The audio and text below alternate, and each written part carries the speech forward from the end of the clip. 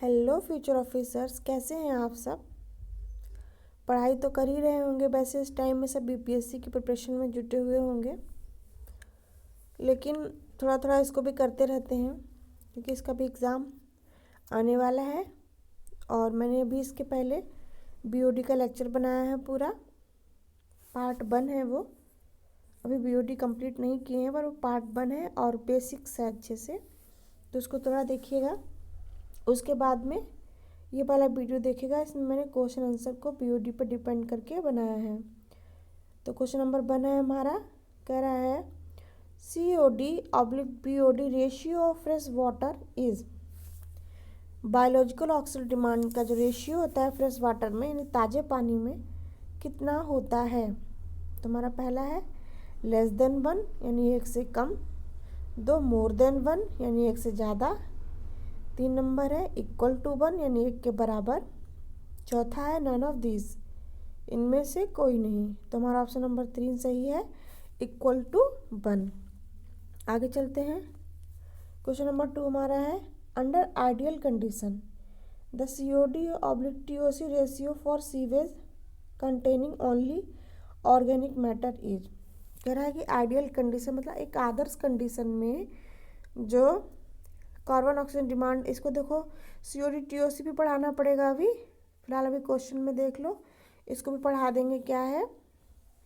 तो ratio COD और TOC का कितना होना चाहिए एक आदर्श कंडीशन में ऑर्गेनिक मैटर में। ऑप्शन हमारा दिया 1 2.66, 2 0.375, 3 1.66, 4 0.5। तो हमारा सही आंसर है 1 2.66। देखो परेशान मत होना, बहुत से क्वेश्चन ऐसे आएंगे जो आपको बिल्कुल भी पता हो सकता नहीं भी पता हो, तो आप उतना परेशान मत होना। अभी लेक्चर बढ़ाएंगे जैसे जैसे आप सब समझने लगोगे क्वेश्चन। अभी मेरा ये भी टारगेट है कि मैं थोड़ा 1500 क्वेश्चन कराने हैं, तो उसके हिसाब से मैं क्वेश्चन भी कलेक्ट करते चल रही हूँ। आगे है what does chemical oxygen demand. तो केमिकल ऑक्सीजन डिमांड क्या होता है, इस पर भी एक लेक्चर बनाएंगे, लेकिन अभी क्वेश्चन में देख लो। ऑप्शन 1 है biodegradability of the waste water, number 2 strength of a sewage, number 3 age of the sewage, number 4 potential for recycling of the waste water. तो हमारा सही ऑप्शन है 1 biodegradability of the waste water. Chemical oxygen demand पे भी एक lecture बनाएंगे अभी। अगला क्या है, कह रहा है high COD/BOD ratio of an organic pollutant represent. Option दिया है 1 high biodegradability of the pollutant, 2 कह रहा है लो बायोडिग्रेडेबिलिटी ऑफ द पॉल्यूटेंट, 3 कह रहा है presence of free oxygen for aerobic decomposition, चौथा कह रहा है presence of toxic material in the pollutant. तुम्हारा ऑप्शन नंबर 2 सही है, लो बायोडिग्रेडेबिलिटी ऑफ द पॉल्यूटेंट। आगे चलते हैं। देखो ये मैंने अभी जो लेक्चर बनाया है बीओडी का, तो उसके जस्ट बाद में मैंने क्वेश्चन आंसर बनाए हैं। तो मैंने जो क्वेश्चन देखिए, अगर थोड़ा भी बीओडी आप समझ जाओगे उस वीडियो को देखकर, तो क्वेश्चन आप अपने आप सॉल्व कर लोगे। मुझे लगता है आप कर लोगे क्योंकि मैंने उसमें उतना बता दिया जो क्वेश्चन सॉल्व करने को पर्याप्त है। अभी तो फ़िलहाल मैं एक लेक्चर तो बनाऊंगी ही जिसमें क्वेश्चन आंसर सारे सॉल्व कराना है बीओडी के, लेकिन फिर भी एक बार ट्राई करिएगा। मुझे लगता है आई होप जो 10 बार वीडियो को अच्छे से देख लेगा, बीओडी वाला जो फर्स्ट लेक्चर है, तो पक्का कर लेगा। तो क्वेश्चन देख लेते हैं। कह रहा है if initial dissolve oxygen and final dissolve oxygen after 5 days incubation at 20 centigrade C in 1.0%. Dilution sample are 5.0 mg upon liter and 4.0 mg upon liter respectively. What is 5 days BOD of the same sample in mg upon liter? मतलब कह रहा है कि जो initial dissolve oxygen, पहले oxygen की dissolve कितनी है और फाइनल डिजॉल्व ऑक्सीजन कितनी है, उसको दिया गया है, न्यूमेरिकल पूरा है अच्छे से। तो मैंने उसमें फार्मूला बता रखा है, अगर थोड़ा सा भी कोई दिमाग लगाओगे अच्छे से करोगे तो बीओडी का फर्स्ट लेक्चर देखने के बाद में ही पार्ट 1 में जो मैंने बनाया है उसी को देखने के बाद आप न्यूमेरिकल अपने आप कर लोगे। तो थोड़ा देखना फिर बताना। वैसे इसका ऑप्शन नंबर 2 100 सही है, और वैसे मैं कराऊंगी न्यूमेरिकल अभी। अगला है the rate of BOD exerted at any time is. तो देख लेते हैं। ऑप्शन 1 कह रहा है directly proportional to BOD satisfied. 2 कह रहा है directly proportional to BOD remaining. 3 कह रहा है inversely proportional to BOD satisfied. चौथा कह रहा है inversely proportional to BOD remaining. तुम्हारा ऑप्शन नंबर 2 सही है, directly proportional to BOD remaining. आगे चलते हैं।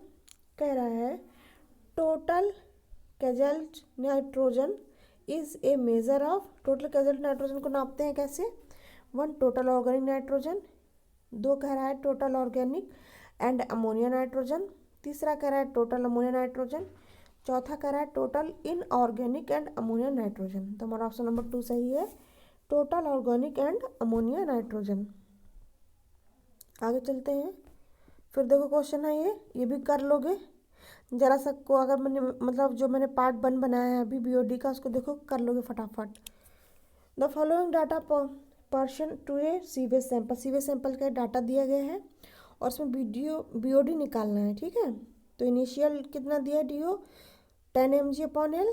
फाइनल DO कितना दिया है 2 mg/L। डिल्यूशन रेशियो कितना दिया है 1/100, 1:100 दिया है।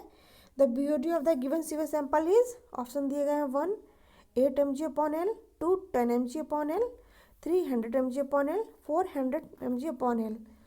तो 800 mg/L ऑप्शन 4 सही है। कोशिश करो न्यूमेरिकल करने की, अभी तो हम कराएंगे ही, इसलिए मैंने BOD का थोड़ा ओवरव्यू बना दिया है। थोड़ा कोशिश करो उसको, लेक्चर को अच्छे से 10 बार कम से कम देख लो, जिससे तो फोकस बन जाए। मतलब मैं भी अगर मान लो अभी नहीं न्यूमेरिकल कर पा रहे कोई बात नहीं है, मैं भी कराऊँ तो इतना तो हो जाए ना कि जो मैं कुछ न्यूमेरिकल में बताऊँ चीज़ें समझ में आए। इसलिए उस लेक्चर को कम से कम 10 टाइम ज़रूर देखिएगा। कह रहा था standard BOD of water is taken for.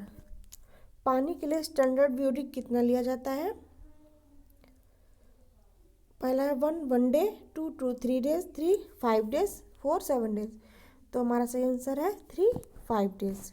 ये तो अभी हम लोगों ने इससे पहले BOD के लेक्चर में देखा भी है। आगे क्या है? कह रहा what does the high COD to BOD ratio of an organic pollutant represent. अच्छा ये क्वेश्चन 2 बार हो गया, इसको इसलिए स्किप कर देते हैं। अगला है the characteristics of fresh and septic sewage respectively. मतलब जो गुण है फ्रेश एंड सेप्टिक सीवेज का कितना होता है, मतलब क्या होता है? ऑप्शन है acidic and alkaline, 2 alkaline and acidic, 3 both acidic, 4 both alkaline. तो हमारा ऑप्शन नंबर 2 सही है, एल्कलाइन एंड एसिडिक। आगे चलते हैं। कह रहा था pH value of fresh sewage is usually. जो फ्रेश सीवेज होती है उसकी pH वैल्यू कितनी होती है? अगर pH वैल्यू नहीं पता है तो प्लीज़ कमेंट करना, pH वैल्यू को भी अलग से पढ़ाएंगे फिर। तो ऑप्शन देख लेते हैं 1 7, 2 मोर देन 7, 3 लेस देन 7, 4 9। तो ऑप्शन नंबर 2 सही है, मोर देन 7। आगे चलते हैं। कह रहा है dash is the amount of oxygen required to oxidize only organic matter in sewage. मतलब जो ऑर्गेनिक मैटर होते हैं सीवेज में, उनको ऑक्सीडाइज करने के लिए कितनी ऑक्सीजन की ज़रूरत, मतलब कैसी ऑक्सीजन की ज़रूरत होती है? तो ए है turbidity, B BOD, C COD, D DO। मैंने डिजॉल्व ऑक्सीजन पढ़ा रखा है, BOD थोड़ा थोड़ा बता रखा है, अभी केमिकल ऑक्सीजन डिमांड पढ़ानी है, इसको मैं बता दूंगी, और टर्बिडिटी पढ़ाया है। आंसर B है BOD। एक्सप्लेनेशन देख लेते हैं। कह रहा है BOD is the amount of oxygen required to oxidize only organic matter in sewage. It is always less than COD as COD oxidize both organic and inorganic matter। मतलब जो BOD होती है वो हमेशा COD से कम होती है, और क्या करते हैं कि मतलब ऑर्गेनिक यानी कि कार्बनिक जो चीज़ें होती हैं कार्बन वाली, उनको सीवेज में ख़त्म करने के लिए BOD की ज़रूरत होती है। और क्या होता है, जो केमिकल ऑक्सीजन डिमांड होती है वो क्या होता है, वो क्या करता है ऑर्गेनिक और इनऑर्गेनिक यानी कार्बनिक और अकार्बनिक दोनों तरीके के पदार्थ को ख़त्म करने के लिए COD की ज़रूरत होती है। ये डिफरेंस हो गया मेन। आगे चलते हैं। कह रहा है which of the following represent the second stage BOD in the following figure. अभी मैंने BOD का कर्व देखो नहीं पढ़ाया है, फिर भी क्वेश्चन आ गया है तो थोड़ा सा देख लो। BOD कर्व भी पढ़ाएंगे तब ये सब अपने आप फटाफट सेकंड का काम हो जाएगा, ठीक है। तो इस फिगर को देखो, कह रहा है BOD VS time curve, BOD और टाइम का कर्व दिया गया है और पूछ क्या रहा है कौन सा रिप्रेजेंट कर रहा है सेकेंड स्टेज BOD को। तो ऑप्शन दिया है A LP, B RL, C ZL, D EP।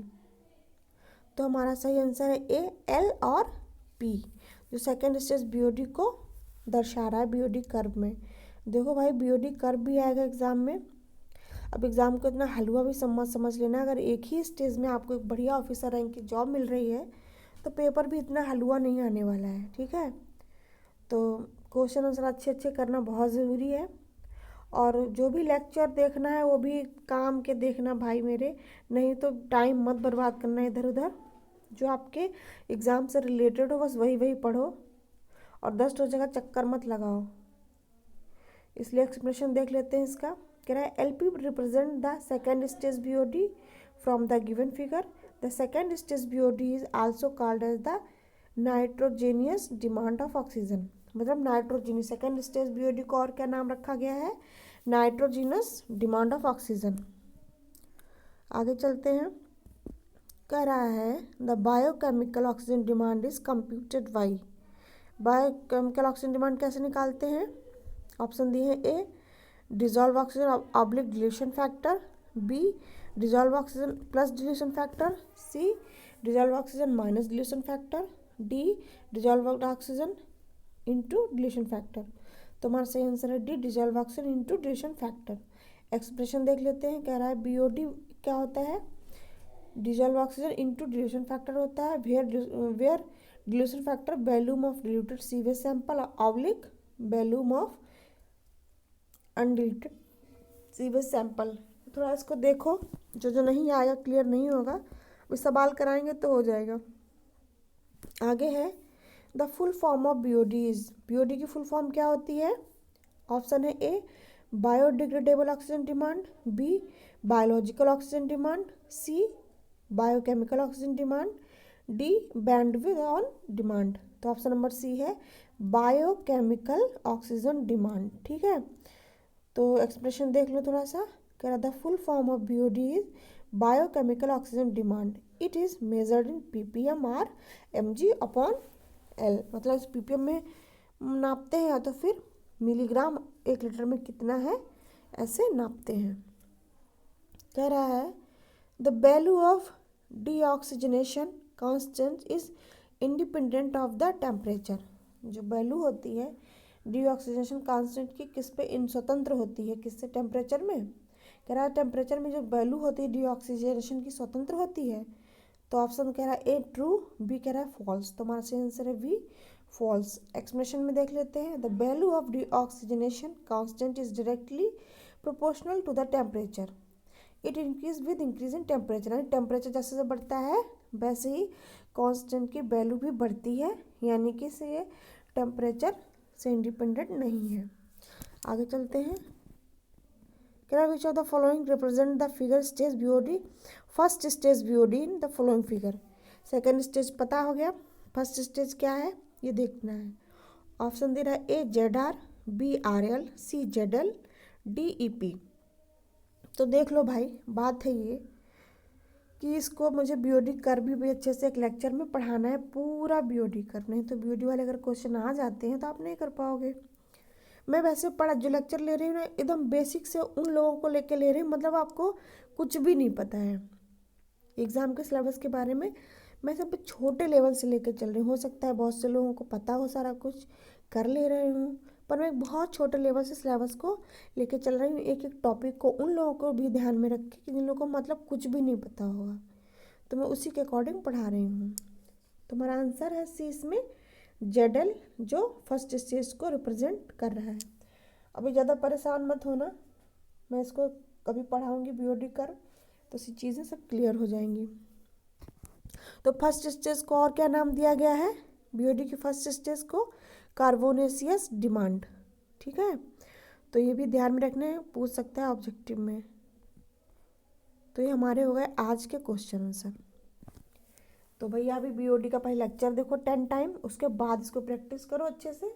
और जो जो क्वेश्चन नहीं आ रहे दिमाग पे ज़्यादा लोड मत देना, वो मतलब बीओडी जो पूरा फुल बीओडी है उस पर ही सारे क्वेश्चन डिपेंड है, इसलिए जो भी ज़रूरत लगेगा मैं भी पढ़ाऊँगी, तब समझ में आने लगेंगे।